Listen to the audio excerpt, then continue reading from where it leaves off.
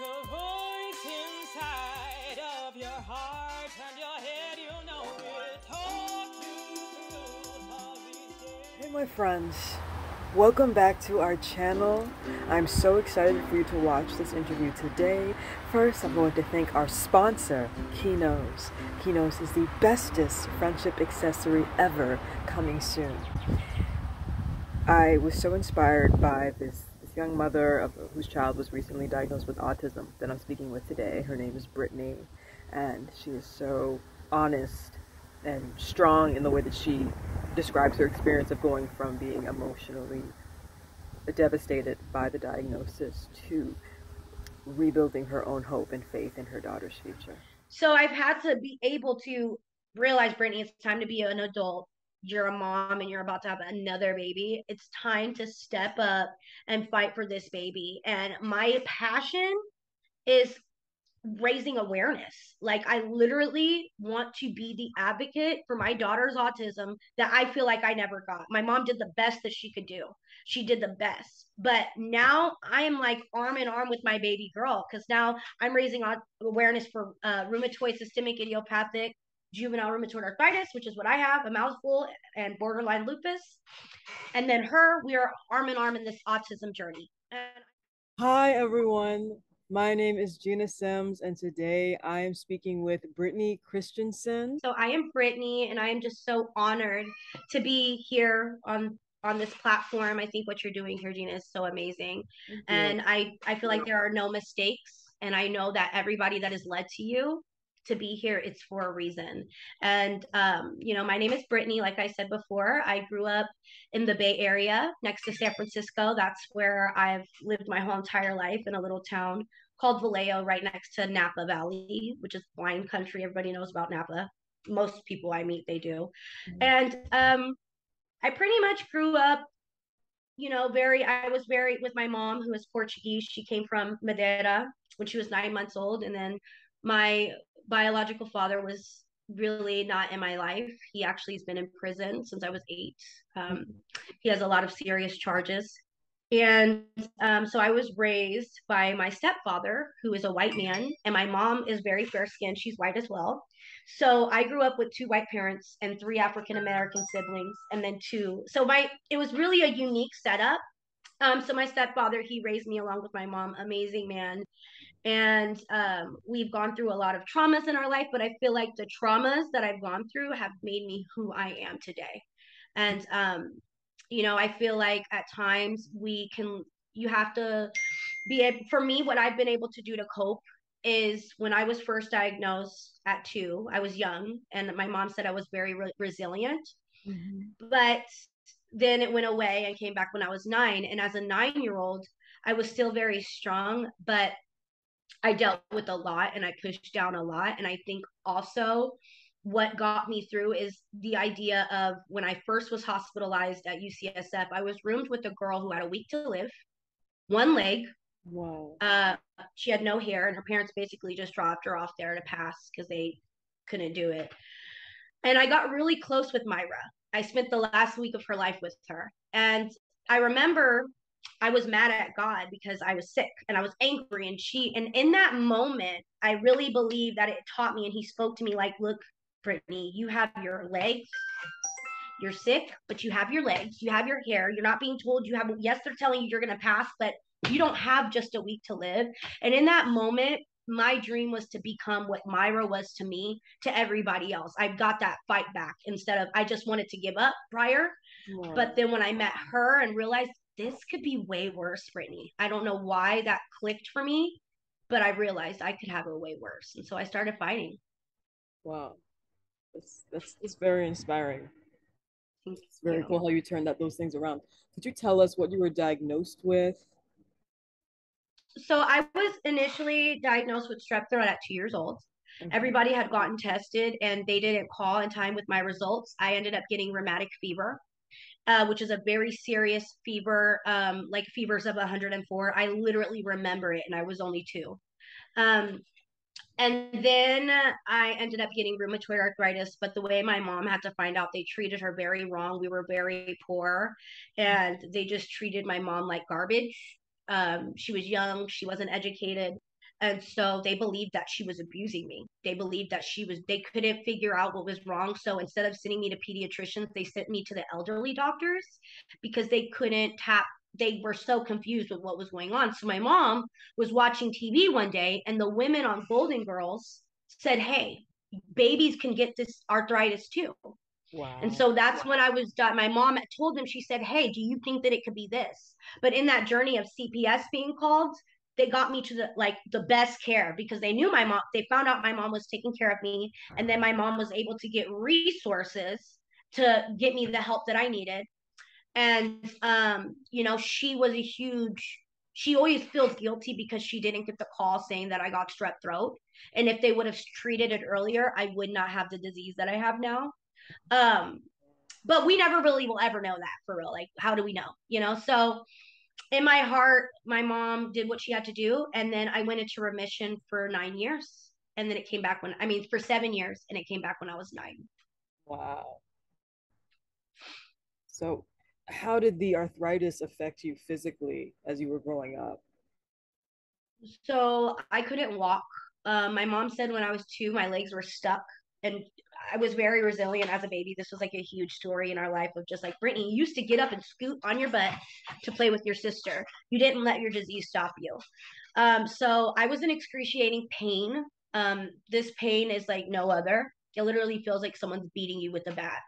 Um, and your bones deteriorate. Like right here, my hand is trying. Like I don't know if you've seen elderly people where their hands like kind of twist in.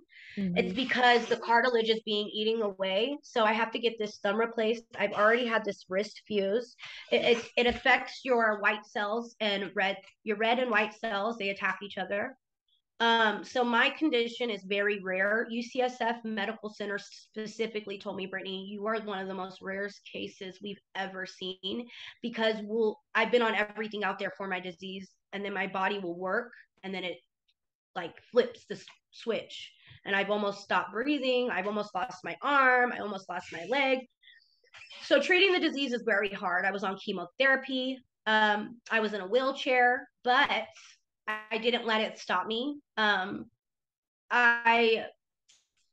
I was still a cheerleader with the walker.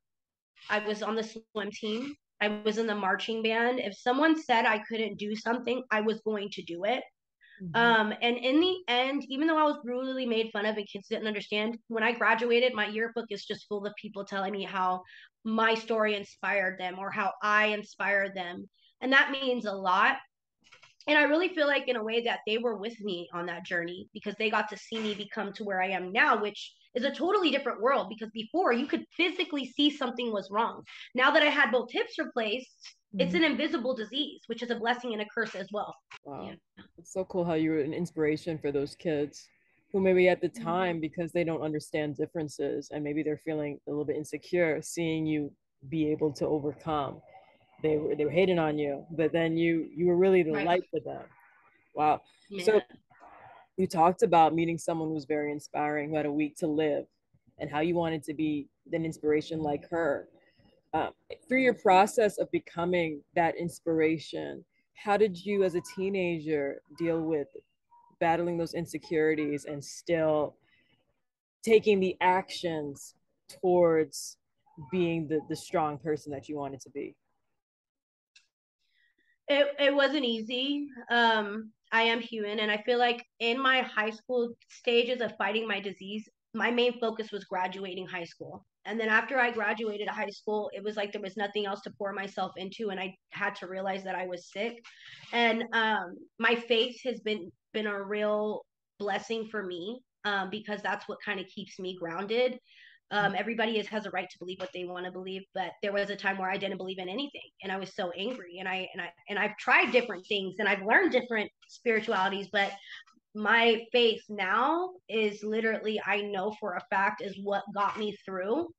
And my family, my stepdad, his mother was, murdered when he was 9 years old. Wow. And I come from a family of very strong people. And honestly, my father, when I first got it, I was really sick and kids were making fun of me. I was only 9 and I just started fourth grade. I was so excited because it was kind of like the older kids. and you only get 2 recesses. I just felt so cool. And here comes this disease. And I was actually taller than everybody in my class. I was this height, and I would make fun of the short kids. And then I stopped growing because of this disease. But I will say, you know, I believe that everything happens for a reason. And I believe that because the way my family, like when I was so weak and I wanted to give up, I actually was just sleeping. I dropped down to 65 pounds, and my mom called my uncle and was like, I don't know what to do with her. And my uncle was like, you're killing her, and my mom was like, well, she's in pain. So he came over and he grabbed me and he said, I'll be darned if my niece is going to feel bad for herself and is going to give up, because guess what? The world does not care that you're sick. The world is not going to stop because you're sick. Mm-hmm. And that is what it is. So you need to get up and you need to fight. And so he got me up and he said, you're going to drink this Ensure. And I was like, no, I can't. And he forced me to drink that Ensure. He wanted me to get nutrition, and he took me away. He did not leave me with my mom, because my mom was just so sad to see her baby like that. You just want to comfort her, but she was killing me. And so he took me away. He woke me up at 5 a.m., made me get into the hot tub, made me do physical therapy. And he put that fight back in me, even though I was miserable. And it was like military style, Marine style, with both him and my stepdad.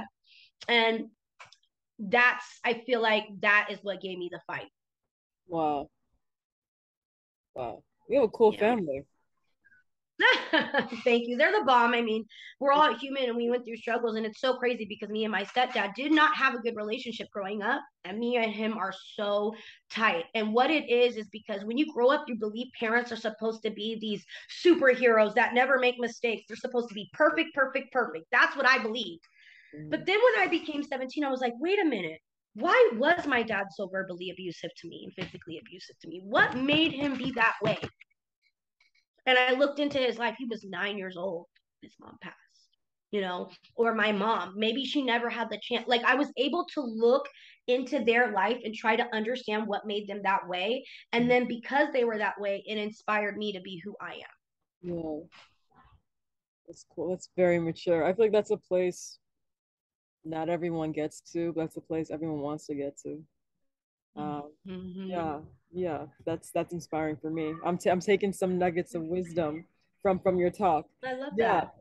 So I want to talk a little bit about that attitude that your uncle had, that okay, nobody's gonna feel sorry for you, just get it done. You just gotta fight, right? I think a lot of people are afraid of having that attitude when they have someone who has a disease or a disability. I myself have been a little afraid of being too tough with my sister who has autism, even though I know I'll get this feeling like I know I need to be tough. And of course, tough doesn't mean hurtful. Tough means realistic, honest, and faithful. More important. And the faith is more important than the I'm gonna say the faith is more important than the compassion, I would say. The compassion just makes just makes people feel like you care, but the faith makes them feel like, oh, you think I can actually do something with this, So I'd like you to talk a bit about your daughter and your experience raising her, and taking what you've learned from your family dealing with your condition and applying that to hers. Right. So Ollie, she's my world. And I was actually trying to get pregnant and I couldn't. So I told my doctor, and I was pregnant at the time, had no idea. Went to the doctors and I said, okay, since I can't get pregnant, I'm just going to enroll in college. And if I'm infertile and I don't get a baby by the time I graduate, then we're going to start a process of trying to get me pregnant. But little did I know I was pregnant. A month later, I came, found out I was pregnant, was so overjoyed. And when I had this beautiful baby, she just was perfect. And you have these expectations of what you think your child is going to be and how their life is going to be. And then when you get a diagnosis, that goes out the window. And so what I've had to do is I had to allow myself to go through the grieving process. I had to allow myself to go through that process. I had to go get help for myself because I was so checked out within the first 3 months of her diagnosis. I couldn't do it. So I went and got help for myself, which was the hardest thing I ever had to do. but I was not willing to stay on those Xanax. I did not want to be checked out. I needed to be present. So I had to leave on Christmas Eve. And I left and I came back the present mom. I was always a great mom. I was always making sure my child was there taken care of. But from the autism diagnosis, it was just fear. It was just like I did not want to accept it. So when I was able to get healing for myself and accept it, I was then inspired. I was then ready to connect with these resources. There are so many resources out there. And for me, my journey right now is still learning to research because I get afraid. I don't want to see certain things. I don't know what I'm going to see. And my friend and I were just talking about this, and she's like, Brittany, you can use some of your, I was talking about like time management. And she was like, Britt, like you can use this time of your fasting to also pour into researching about your daughter, since you're trying to get rid of one thing and get rid of other things to be on this pursuit. Start pursuing what you can do to make her life easier. Mm-hmm. And I was like, you know what, you're right, you're so right about that. But I'm scared because I've never done that with my disease. I've never read up on things about my disease because I was too afraid to confront it. I was too afraid to see what the possibilities were. And I know that my mind is so powerful. If I read something, it's already going to happen to me. That's just how I am. So I've had to be able to realize, Brittany, it's time to be an adult. You're a mom and you're about to have another baby. It's time to step up and fight for this baby. And my passion is raising awareness. Like I literally want to be the advocate for my daughter's autism that I feel like I never got. My mom did the best that she could do. She did the best. But now I am like arm in arm with my baby girl because now I'm raising awareness for rheumatoid systemic idiopathic juvenile rheumatoid arthritis, which is what I have, a mouthful, and borderline lupus. And then we are arm in arm in this autism journey. It is so important. If you are another mother who's dealing with this, please just don't isolate. And even if you're in that stage of denial and going through that grieving process of what you believed your child would be, your child could still be all those things, but it's just going to happen differently. And something that I've had to do for myself is I could do anything you guys could do, but I'm going to do it my way. I'm going to do it differently. And so I'm just learning to understand her, being open, being calm. I'm not really one to like, I don't like disciplining and hitting. Like, I'm just not that. Everybody has their own way of doing things. Mm-hmm. The way I do it with her is like, we talk, we sit, we talk, we do little timeouts because I'm trying to understand her. And with autism, she can't express herself. So I can't get mad at her if she's trying to do something because she can't express herself. So I've had to learn and shift my mindset because of how I was raised and the way that I was raised. I wanted to put that on her.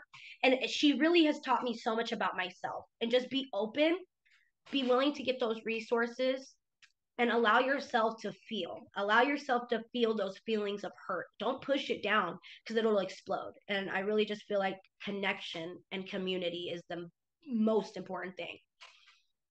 Yeah, that's awesome advice.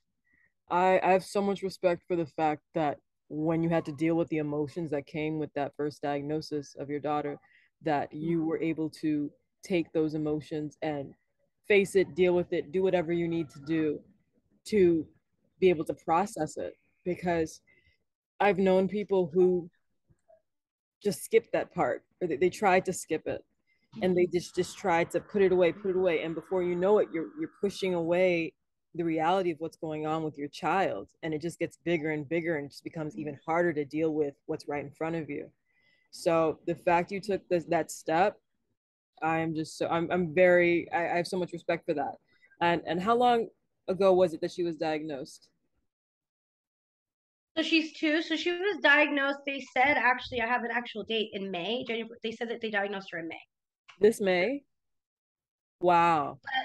She was being evaluated. And when she was evaluated, she was not the baby that she is. I started her on some supplements from Simple Spectrum Supplements. I don't work with them. It's not something, but I do have an affiliate link.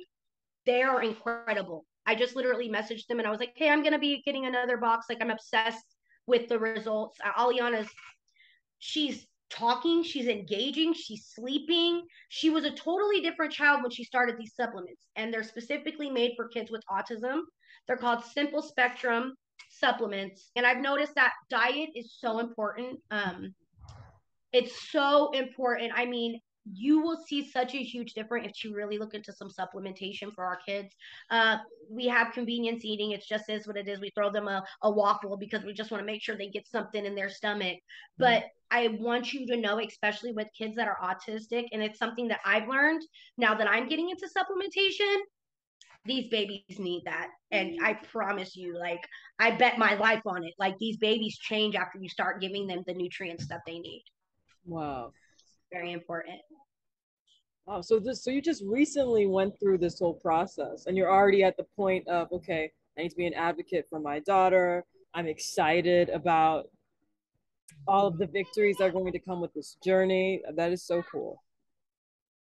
That is so Yeah, I see the timer. I'm so excited, Gina, and I'm excited for all the friendships that I'm going to make. I'm excited to get to know you and your story. The fact that you're taking this time and connecting so many people, there is something working through you, and I have this knowingness, and my intuition's very good. And there's big things coming for you, girl. And the more that I don't know, because you did say that I never knew that your sister had autism. I mean, if you did, I probably was still on at the time, but I just want to tell you, like, the fact that what got you into this? Like, I'm curious, what got you into doing this type of work? Um, well, thank you. And on to that question. Yeah, my sister has autism. And I started Hmm. homeschooling her in 2020 because of the pandemic. Right. And yeah, and in that process, I I saw how a teenager with autism is in a really in a tough spot because they're my sister's super cute, but they're not the 2-year-old cute, you know? Right. They're not the little Right. baby that we're hoping Right. through early intervention is just going to be mainstreamed, you know? Uh, Right. Right. they have to become an adult. My sister's 17. So Oh. yeah, so I wanted to do something where I could show how people are having success with this transition. So I've been talking to people with autism who are young adults, and also I've been talking to mothers of teens with autism, and now a mother who just has a child who was recently diagnosed, and I'm just trying to build up that hope because I know for people who have just experienced this diagnosis of their child, the all the question marks and the lack of answers, it can just lead them Yeah. to a very dark place. Yes. That's where I Yeah. was. I went to that dark place. And I'm so thankful for my family for helping me because I thought I had everybody fooled. And I was just like, I thought I was okay. I thought I had it under control. The doctors were giving it to me. So I was good. But no, it was bad. And it was because I didn't want to cope. And to be where I am today, I'm a totally different person than I was last year. This time I was in destruction. And it is so powerful, the work that happens to you through a healing. You could be in such a tragic situation right now and you could see no way out. And I understand that because I've been there. You literally don't want to look into the next day or into the next week or into the next minute because it just seems so long and impossible. But I promise you, there is a light on that other end. If I can make it and I can get through it, with the disease and with all the things that I have against me, I'm in chronic pain every single day. I can't even hold my child at times, but I do. I don't care. I almost suffer, told my baby. But I was literally like very in a bad place last year. And just I'm just rejoicing to where I am today. And I'm so excited to connect with all of you and to just be in this community. It's a beautiful, beautiful community. And it's okay to be afraid. It's okay to be nervous. But when you had said, like, your sister's 17, like, I get so nervous for thinking of my daughter's future. Because I want to keep her safe. I don't know if I'm gonna allow her to go to school. There are just certain things that you have to think about, but I also don't want to be this hovering mom and like put this. My daughter is not a label. My daughter is not autism. My daughter's name is Aliana Rose Christiansen. She is not her diagnosis. And so I was like even gonna say, like, I don't even want the word autism in my house. I was gonna say that, but no, I don't want her to hide and run from it. I want her to learn, be empowered by it, Mhm. and allow yourself to feel, because that's all you can do. It's like allow yourself to feel because it shows you that you're alive. You're alive if you're feeling, and it's scary to have these hard conversations and to confront these things. But I promise you, it's so empowering at the other end. At the other end, and then you kind of realize, like, wait a minute, is this my purpose? Was my purpose to be an advocate? And one of my many purposes, I run a business from home. I mentor other women and coach other women to do the same. I'm with a lot of affiliate because I have to be home because of my disease. So I decided to have something that was mine again, that I could pour myself into. Allow yourself to take time and just have days to just do nothing because we have so much on our plate. But I just really believe that the process of feeling and processing those feelings and expressing yourself with vision boards or notebooks or journals or reading books, like, find a way to get out that energy because it's so healthy. Yeah, for sure. And know that you can handle those emotions. It's empowering and Right. to experience them because you can get through them and get to the other side. Right. It's awesome. Right. Wow. I have so much respect for you, Brittany. I have a lot of hope for your daughter because she's in great hands. And Thank you. that's the most important thing. That and her own strength of character, which I'm She's sure. right over here. I'll show you. Look at her. She's over here playing with her books. Oh, very cute. Yeah, she just Here, here. started, having an interest for books. I play Miss Awesome. Rachel, who's helped her start talking. It's just insane. That I is have awesome. hope again. That is awesome. She's already on her way. That is so great. I'm excited. I'm excited. She's definitely on the spectrum, and there's things that I'm still learning. Mhm. And that's why I'm excited to connect with other moms. I just need. I'm afraid to do the research. I am. I'm gonna be honest. I'm not just as perfect. Like, I'm afraid to do the research because I'm a mommy and I care about her. And, like, it broke my heart when I realized, like, she can't even tell me what she wants. But I had to shift that thinking, and I had to understand, no, we ain't doing that today. Yeah. We're going to use this, and we're going to do this. Okay. But Gina, I just want to thank you so much because, girl, Well, you're going to do some big things. And this is not going to be the last time we talk. no, I don't think so. I don't think so either. Yeah. Well, thank you. Thank you so much. Thank you for sharing your story, being so open. Thank you so much. This is, like, literally so amazing. And I just want to thank you again. Awesome. Awesome. Well, have an awesome rest of your day. Where can people find you if they want to get in contact with you? Yeah, so I have an Instagram. You can follow me at Life with Brittany Michelle, and it's Life. It's at the bottom screen here. Life, WITHBRITTANYMICHELLE. And then I also keep all my other platforms on there. I'm on Facebook, and I have a beautiful business that I run and a mentorship program, and it's really awesome. So you can definitely reach me on that on Instagram. Oh, well, awesome. Cool. Well, thank you. Thank you again. Yeah, awesome. Cool. That's been And fun. good luck to you and your beautiful sister. Give her a hug for me. And I will talk to you again soon. I'm excited. Awesome. Awesome. Sounds great. Thank you. Same to you. Bye. Have a good one. Your voice is taxes, listen to your heart. Every day's a brand new start.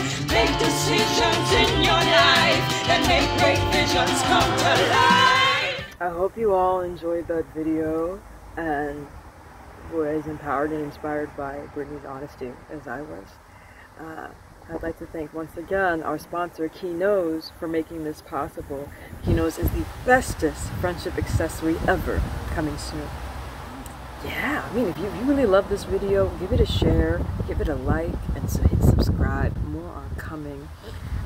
Also, quick plug here, the Autism Theater Project is working on a series, an original series, a TV show called The Voice Inside. We're just in progress for that. If you'd ever like to support us as we provide jobs for adult autistic actors, you can go ahead and donate. Go to our website, www.autismtheaterproject.org, and feel free to contact us if you want to learn more. Enjoy your beautiful, beautiful day, my friends.